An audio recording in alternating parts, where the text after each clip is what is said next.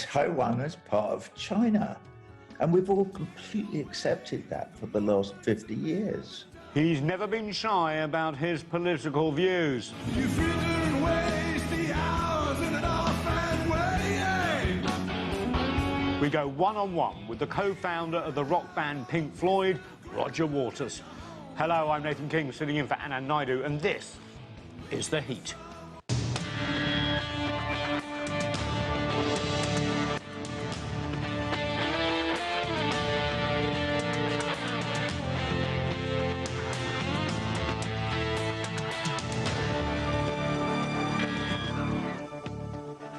Hello again. By definition, rock and roll is primal, passionate and rebellious. Bob Dylan, John Lennon and Bruce Springsteen are among the many who raise their voices on behalf of political causes. Enter Pink Floyd, and the band's co-founded by Roger Waters, with a musical history challenging, among other things, consumerism, politics and war.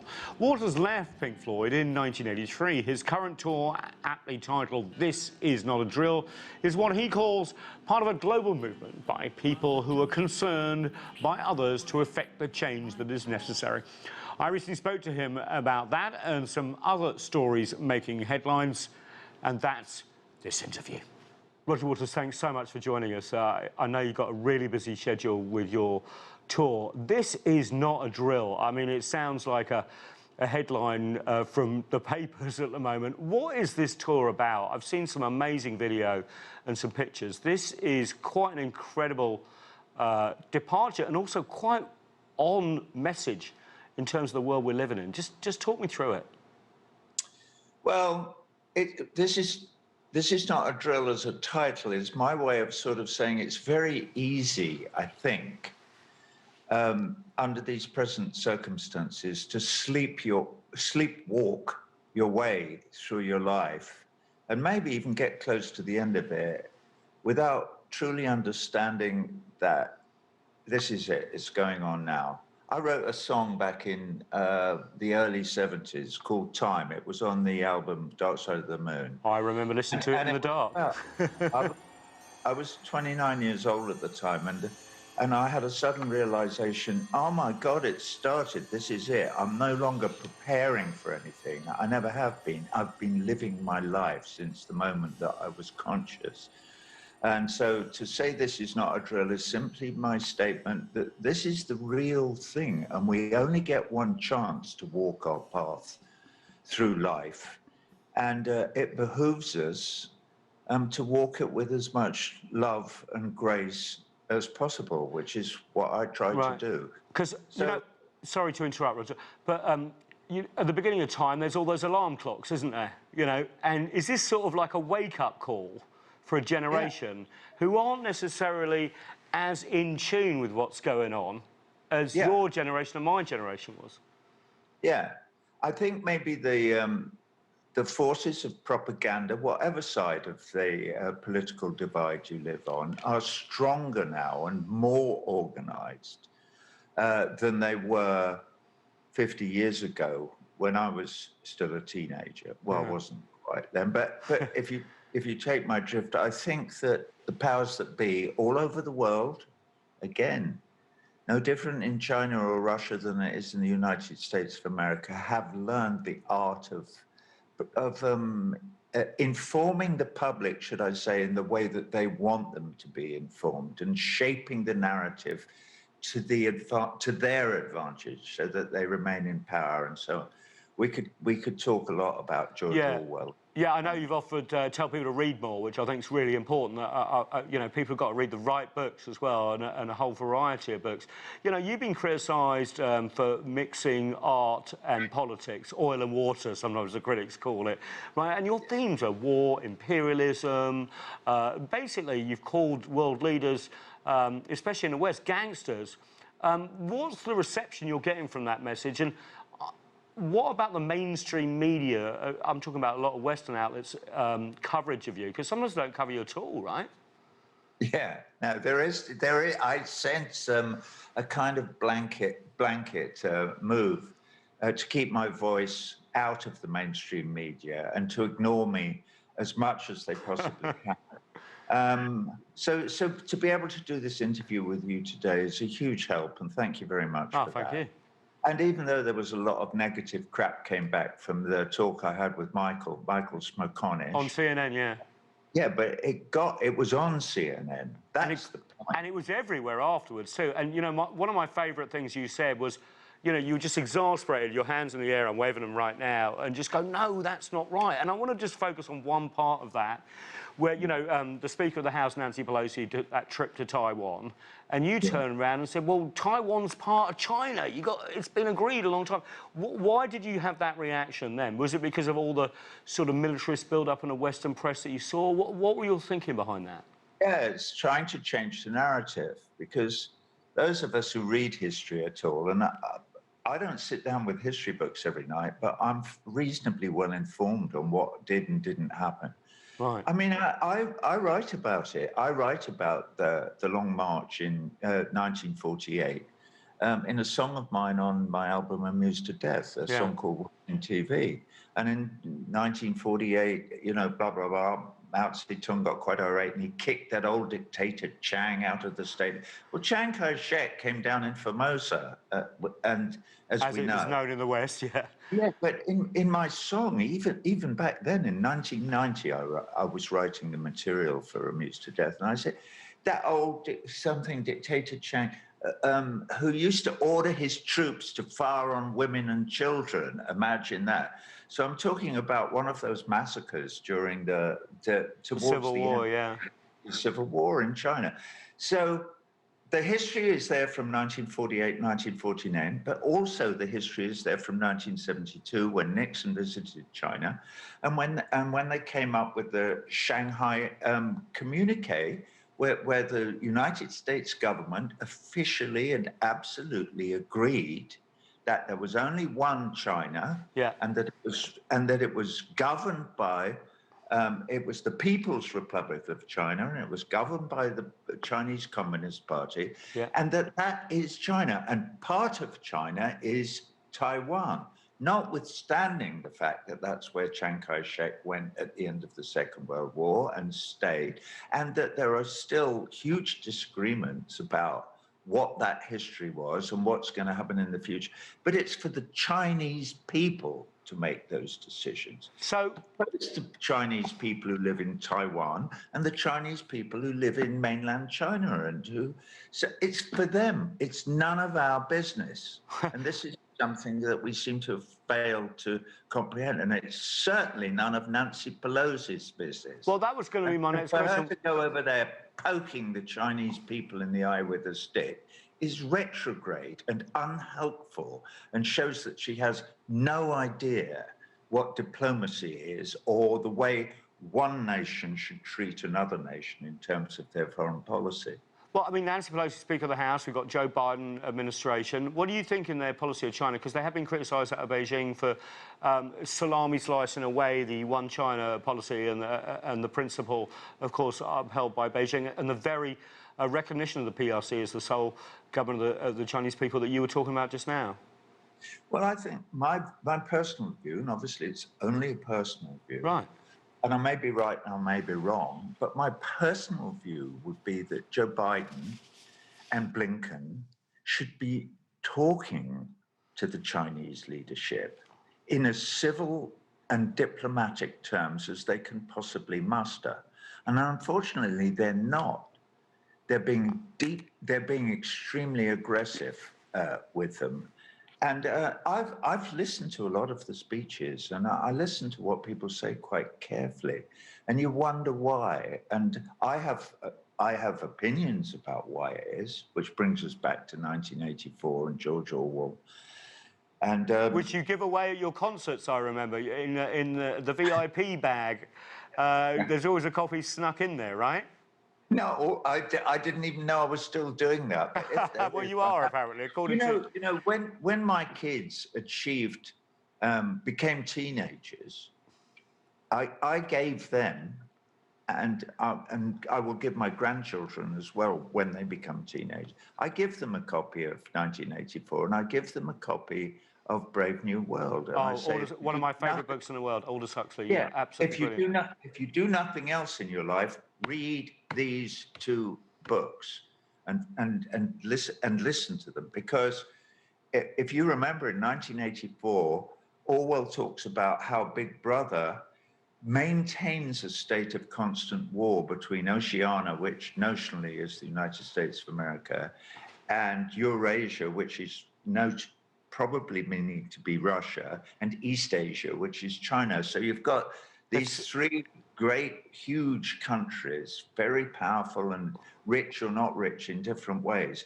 But in the novel, he keeps them constantly rearranging their alliances, but constantly keeping at war, because you need war to maintain your power over the people. Now, what parallels do you see in, Oceania will always be at war with Eurasia in the sort of Western policy when it comes to the hegemony of the last 70 years? Well, no, I'm not frightened to say this. My worry is that our attachment to being constantly at war is somehow driven by the desire of the ruling class to make profits from the armaments industry. This is what Dwight D. Eisenhower warned us against. Absolutely, in his farewell address, yeah. Nation, when he left office in 1963 or whenever it was. I'm wrong about that. Whenever it was. Yeah, a bit earlier, but yeah, you're right. Yeah, earlier. So that is my deep concern. For instance, obviously the war in Ukraine gets a huge amount of attention, as it should, constantly. But we have to look at that picture and say, is it really necessary? Well, it's huge good news for the armaments industries, probably in Russia as well as in the United States of America. But for Raytheon and Northrop and Boeing and, all the other armaments factories all over, it's a huge godsend. Their profits are going up, the value in the companies is, but why are the American people being expected to fight that war as a proxy? Why are they sending $40 billion or whatever it is to arm the Ukrainians? Why are they doing that when the war was completely avoidable? If only they'd taken note of the Minsk II agreement, which was exactly the platform that whatever the president's name is begins with a Z. Zelensky, he ran on implementing Minsk II. You're absolutely right. Yeah, that's what he stood on. He stood on ending the civil war in the Donbass. In fact, he stood on everything that was in the Minsk II and making a final peace with Moscow. Yeah. Making peace with Moscow and agreeing that the Ukraine should never become part of NATO. Yeah. Okay, so those were the main things. Well, all the government of the United States of America had to do was to support him in those endeavors. Obviously, after he became the president, somebody, persons unknown, pointed a gun at his head and suggested to him that that's not going to happen, brother, they said. And so he's elected by in a huge landslide. 73% of the popular vote go to this guy, and he can't implement any of the things that he ran on. Yeah, no, we're going to have a war with Russia instead. But no, we are. We've decided. Well, who's decided? Who made that decision? Because it certainly wasn't Zelensky. Yeah, I think you're really right to ask who, because, in all these debates, it's like being a journalist. It's a who, what, why, when, who. Can I ask you, there's other issues that are close to your heart, and I know it's been overshadowed by what you said about Taiwan and Ukraine, but I can't end this without asking about the Israeli-Palestine conflict, your views on the apartheid system there, as you've called it, because this is something that you've had from much earlier on in your career, isn't it? This idea of equity for the Palestinian people. Yeah. Do you know, I was watching Ali Al-Boumina, who is, from Electronic Intifada, and is a very wise, much younger man than me, but he's a very wise. And he was talking, he was talking to Rana Khalek or something, and he was saying how the settler colonial project, the Zionist project in Palestine, is sort of maybe the last knockings of the European colonial settler colonial movements that were largely in the last century and the century before, in the 19th and 20th centuries. This one is happening now, and that's why it's so graphic. And it's very difficult to work out why it is being allowed to proceed and why the United States government, successive governments, support it unthinkingly, even though it contravenes every single word that they ever speak about human rights or the rights of people or sovereignty or the United Nations or freedom or democracy or any of those things, because the state of Israel has nothing to do with any of those things, and yet somehow they're trying to support the idea that it does. So yes, I am. I've been involved in the struggle for, I don't know, 20 years now. And I will continue to be involved in it because the hypocrisy of supporting the state. I wrote a letter to the president of UFA last week or the week before, suggesting how hypocritical it was to ban Russian teams, both club teams and the national team, from international and European competition on the grounds that Russia had invaded the Ukraine. Of course, we condemn the invasion of Ukraine. And of course, we absolutely stand against the invasion. It was the wrong thing to do. But we do need to look at it. And we also need to look at the hypocrisy of UEFA banning Russian teams from competition. And yet they don't ban Israel. Israel invaded Palestine in 1967 and has been there ever since. Yeah. Ever since. So why isn't Israel banned from UEFA competition? And also, I did point out that there's a World Cup coming up in Qatar, all right, this summer, and yet the United States seems to be sending a team to Qatar to play in the. So might he not do well, the president of UEFA, to write to his mate, the president of FIFA, and say, how come it's all right for an American team to go and play in Qatar when they illegally invaded Iraq in 2003? Should we not be a little bit more even-handed in our treatment of sport? Never mind rock and roll and politics. What about sport and politics? Well, you know, if art and politics are oil and water, I don't know exactly what sport is, but I totally get your point here.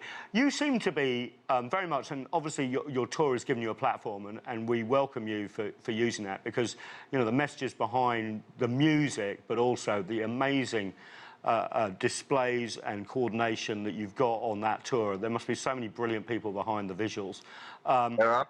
Just is quite incredible. So what would you hope to achieve as not the youngest Mr. Waters anymore, but someone who's still rocking hard and giving a message? What do you hope to achieve with this publicity you've been recently getting, but also this tour? Well, you know what? I had a mate, a great, great friend called Etienne Roedergil, who's a Frenchman. And he wrote a libretto about the French Revolution, and I made it into an opera. Fantastic. Yeah, back in the late 80s, around the bicentennial of the French Revolution, which, as we all know, was in 1789. Anyway, he died a few years ago, but before he died, he came to New York, and we were doing some work on mixing that thing. And it was early one morning, we were walking from the east side to the west side in New York. Cross town is always great. Alcoholic, so we needed to sit down in a cafe on the way. And he had a large famous grouse whiskey, and I had an espresso. I'm telling you this story because he lit about his 10th Benson & Hedges cigarette. And then he waxed philosophical because I asked him some sort of daft morning question. And Etienne said this to me. He took a drag on his fag, and then he said, my friend, I was here. And he took another drag and another sip of whiskey. And then he said, I felt something. And he did that, and he took another drag, and perhaps I was not alone. Now, I wrote that down and I kept it in my back. Perhaps we're not alone, yeah. Perhaps I was not alone. Right, he I'm said. staying corrected. Not perhaps he said, and perhaps I was not.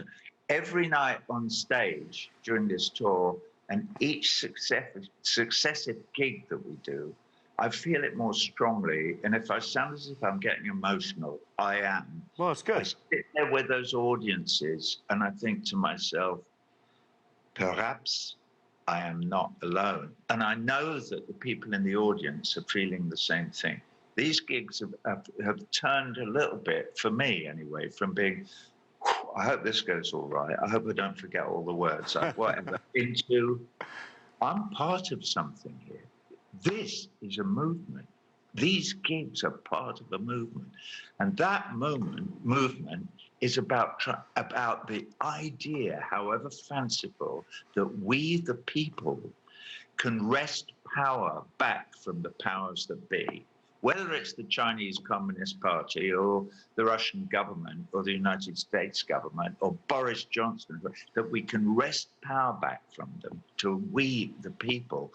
And we, the people, will then be able to express our love for all our brothers and sisters all over the world, irrespective of their ethnicity or religion or nationality or how much money they've got or haven't got, that we can express our love for them across international borders, and that we can walk this path that I spoke about earlier with grace, in the freedom to express our love for each other and to look after one another instead of trying to rule the world. You cannot rule the world. That's my message to Joe Biden. Joe, forget it. Those 1,000 bases that you've got all around the world that are trying to encircle China and Russia, forget it. Well, you can't do it. You can destroy the planet, but you cannot rule it. Well, one of my last questions is, you know, your views have sort of had a lot of people nodding in their living rooms and over YouTube videos for the last couple of weeks, but you've also seen a bit of a mainstream media backlash. You were accused of, and I hate this pun, but here it comes, of being on the dark side of the moon, Roger Waters, and that you, you know, and there's been a lot of pushback. How do you deal with that, considering the positivity of your message? It's not a negative one, but you have to sort of deal with the critics too, right? A positive message scares the out of the ruling class. It's the last thing they want. All they want to hear is, why don't we have a world war with Russia and then China? Let's do that. Isn't that a good... That's what Blinken, he says it every time he opens his effing mouth. And it's disgusting, and it drives me crazy to listen to it. But that's what they're reacting to. They're reacting out of it. That's why a lot of the local papers, like the Washington Post, for instance, when we did the gigs in DC last week, I pointed out during the show that they hadn't sent anyone to review it because they're trying to keep it quiet. Yeah, you see, that's the thing about media, isn't it? Media is about what you don't cover as well as what you do cover, isn't it? Exactly, yeah. So they're pretending that I don't exist. They pretend that that these people who are coming to the shows in America and who feel this sense of community and express their attachment to it by looking at the show and listening to it and going, oh my goodness, finally somebody's saying something. In answer, that would be an answer to the people who go, oh, politics and, you know, politics and art shouldn't mix it. Well, I deal with that before we even take to the stage. There's an announcement, it comes up in letters, and it goes, if you're one of those people who say, I love Pink Floyd, but I can't stand Roger's politics, you might do well to F off to the bar right now. That's the open and it's slightly tongue-in-cheek, but I mean it as well, you know. It's very, very important that we don't allow ourselves to be cowed by their disdain. You know, McCarthy failed in his all his committees trying to attack people with different views than his own. Yes. People who in unions and the power of the working man and the fact that wealth should be distributed much more evenly than it was in the 30s and 40s and it's even worse now than it was then. So the guy who owns the Washington Post, Jeff Bezos, I think I read somewhere, he's almost worth $1 trillion. Yeah, he's worth a bob or two, that's for sure, yeah. Yeah, you know, and you go, well, what sense can that possibly? And all his workers have to, you know, Yeah, it's delivering the crap. I'm just so glad you raised these issues, Roger. I just wanted to circle back to one thing on Taiwan, because obviously we're a Chinese network and we look at this all the time. What do you think about this sort of stuff in the press about China encircling the island of Taiwan, and then the sort of military response that we've been seeing from Washington, the region? I mean, where do you see it going, and what's your message in terms of toning it down? Well, as I said in that interview with Michael Smerconish, I said, you know, the Chinese can't encircle Taiwan. Taiwan is part of China. And we've all completely accepted that for the last 50 years. Right. Eventually... At the UN, elsewhere, yeah. And everybody, the whole world has accepted. The encircling that's going on is the encircling of China by the United States of America and their attempts now to push NATO into the South China Sea. It is so provocative. It really just makes you think that they're serious, because the American media, I believe, because I don't read their papers, I don't look at their TV. You won't catch me watching MSNBC or Fox or anything in between, because it's all nonsense. It's all propaganda, all of it. So I don't watch it, you know. And so what am I trying to say? Where am I going with this? You're talking about the overall message from the media in terms of drumbeat for war sort of thing? Yeah, the drumbeat for war. And they're doing it as an exercise in control, to keep us controlled. It's what Dwight D. Eisenhower warned against. That's how they keep control. And George Orwell. Read 1984. It's exactly the same technique. It's the same kind of technique that, dare I say it, are you allowed to say it, that the Third Reich used in the 30s in Germany? You have to identify somebody. They identified the Jews to start with, and then blah, blah, and forward and on.